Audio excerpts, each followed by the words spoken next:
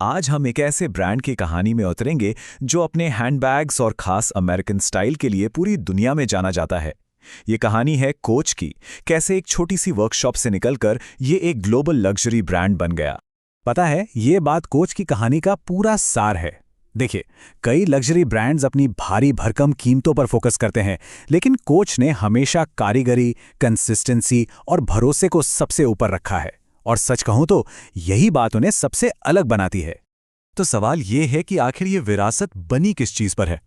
चलिए इसी सवाल का जवाब ढूंढते हैं।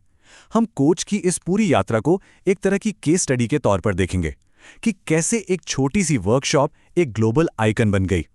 कोच की शुरुआत, जैसा कि लोग सोचते हैं, किसी ग्लैमरस पेरिस या मिलान की फैशन कैपिटल में नहीं हुई। नहीं, इसकी कहानी तो 1941 में मैनहट्टन, न्यूयॉर्क की एक छोटी सी परिवार के चलाने वाली वर्कशॉप में शुरू हुई थी। ये जो नंबर दिख रहा है ना, ये बहुत खास है। जरा सोचिए, एक ग्लोबल ब्रांड की शुरुआत सिर्फ 6 कारीगरों से हुई थी। बस 6 लोग। मैनहट्टन की उस छोटी सी वर्कशॉप में ये लोग हाथ से एक एक बटुआ और दूसरे छोटे मोटे लेदर का सामान बनाते थे। इससे पता चलता है कि उनका फोकस शुरू से ही क्वांटिटी पर नहीं बल्कि क्वालिटी पर था। शुरुआत में कोच का लग्जरी से सच कहूं तो दूर दूर तक कोई लेना देना नहीं था। उनका पूरा ध्यान था टिकाऊपन और काम आने वाली चीजें बनाने पर। उनका मकसद था ऐसे प्रोडक्ट्स बनाना जो फैशनेबल ट्रेंड्स के मोहताज ना हों, बल्कि सालों साल मजबूती से टिके रहें। कहानी में असली मोड़ आया 1950s के दशक में, जब एक कमाल की जोड़ी माइल्स और लिलियन कान इस कंपनी से जुड़े, और उनके आने से कोच की कहानी हमेशा हमेशा के लिए बदल गई। माइल्स कान ने एक बहुत ही अनोखी चीज नोटिस की। उन्होंने देखा कि कुछ खास तरह का लेदर बिल्कुल बेसबॉल ग्लव की तरह समय के साथ और इस्तेमाल करने पर और भी ज्यादा मुलायम और खूबसूरत हो जाता है। सुनने में छोटी सी बात लगती है ना, लेकिन इसी एक आइडिया ने ब्रांड की किस्मत पलट दी। यहां जो फर्क दिख रहा था वही कोच का सीक्रेट सॉस था। जहां दूसरे ब्रांड्स के प्रोडक्ट्स इस्तेमाल से पुराने और खराब होते थे, वहीं कोच के प्रोडक्ट्स उम्र के साथ और बेहतर होते जाते थे। मतलब उन्होंने टूट-फूट को एक कमी की तरह नहीं बल्कि एक खूबी की तरह देखा, और इसी से ग्राहकों का एक इमोशनल कनेक्शन बना। और हां, इस बदलाव में लिलियन कान के योगदान को हम बिल्कुल नजरअंदाज नहीं कर सकते। उन्होंने ही पहचाना कि महिलाओं के मार्केट में एक बहुत बड़ा मौका है, और उन्होंने ही हैंडबैग्स की लाइन शुरू की। उनकी डिजाइन फिलॉसफी ने ब्रांड को वो मजबूत पहचान दी जो आज भी कायम है। चलिए अब कहानी के अगले बड़े पड़ाव पर चलते हैं। साल था 1961, जब कोच ने एक क्रांतिकारी फैशन डिजाइनर बॉनी कैशन को हायर किया, और बस यहां से ब्रांड ने एक बिल्कुल नया रूप ले लिया। बॉनी कैशन ने कोच में मानो एक नई जान फूंक दी। उन्होंने लेदर के पारंपरिक भूरे और काले रंगों से हटकर चमकीले और वाइब्रेंट रंग लाए। उन्होंने बैग्स में स्टाइलिश हार्डवेयर जोड़े, जैसे कि वो फेमस टर्न लॉक, जिसने उन्हें एक अलग ही पहचान दी।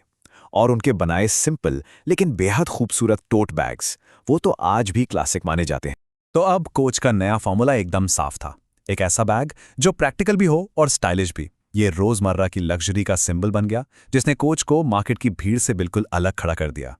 1980 और 90 के दशक में कोच ने बहुत तेजी से अपना कारोबार बढ़ाया, लेकिन इस ग्रोथ के साथ ही नई चुनौतियां भी आईं, और ब्रांड को खुद को एक बार फिर से नए सिरे से घड़ना पड़ा।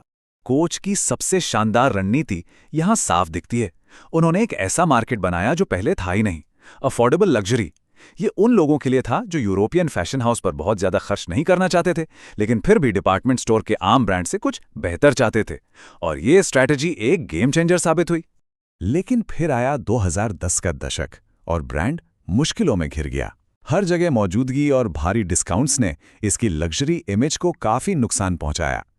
ऐसा लगने लगा था कि ब्रांड अपनी चमक खो रहा है। लेकिन खत्म होने के बजाय कोच ने खुद को फिर से खड़ा किया। उन्होंने डिस्काउंट्स कम किए, अपनी जड़ों यानी कारीगरी की तरफ लौटे, और यंग जनरेशन को अट्रैक्ट करने के लिए डिजाइन्स को मॉडर्न बनाया। ये इस बात का सबूत है कि मजबूत ब्रांड मुश्किलों में ढल जाते हैं, खत्म नहीं होते। तो आज कोच कहाँ खड़ा है? चलिए देखते हैं कि इस वक्त ब्रांड की पहचान क्या है और उसके मूल्य क्या है। आज कोच एक बड़ी कॉर्पोरेट फैमिली का हिस्सा है जिसका नाम है टेपेस्ट्री इंक। इससे पता चलता है कि ब्रांड आज मॉडर्न फैशन इंडस्ट्री में कितने बड़े पैमाने पर काम कर रहा है। फैशन के ट्रेंड्स बदलते रहते हैं, लेकिन कोच आज भी अपने उन्हीं पुराने सिद्धांतों पर टिका है: क्वालिटी, ऑथेंटिसिटी और कारीगरी। और साथ ही वे सस्टेनेबिलिटी और डिजिटल दुनिया जैसी नई चीज़ों पर भी पूरा ध्यान दे रहे हैं। कोच की ये पूरी यात्रा हमें एक बहुत जरूरी सबक सिखाती है। एक सच्ची विरासत बनाने में दशकों का भरोसा, लगातार अच्छी क्वालिटी और सबसे जरूरी समय के साथ खुद को बदलने की हिम्मत लगती है। तो आखिर में यही सवाल हमारे सामने है, एक विरासत क्या बनाती है?